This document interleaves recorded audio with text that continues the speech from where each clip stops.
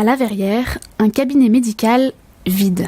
L'un des médecins étant obligé de partir pour raison de santé, l'autre ne pouvait plus assurer les frais du cabinet seul.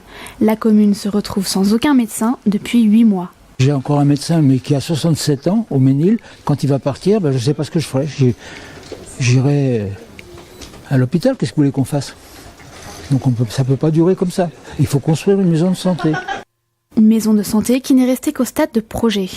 Suite à un problème de santé, suite aussi à une modification de la politique de la ville, qui ne souhaitait plus mettre un budget dans la construction d'un cabinet et qui voulait transférer le support financier à la MGEN, donc faire venir des médecins au sein de la MGEN. Donc il y a eu un désaccord avec les médecins libéraux et depuis ce projet est tombé à l'eau. On était sûr de 50% des financements. La ville devant forcément de toute façon mettre 25% et 25% restants qui n'étaient pas encore complètement acquis. C'est l'organisme de mutuelle générale de l'éducation nationale MGEN qui a finalement proposé d'ouvrir ses locaux. La MGEN nous avait bien certifié que grosso modo on pouvait occuper les locaux comme un centre de santé, que les médecins étaient tout à fait libres comme si c'était ailleurs. Une solution intéressante financièrement pour les collectivités locales, mais qui inquiète les médecins libéraux quant à leur indépendance. Le projet s'éteint.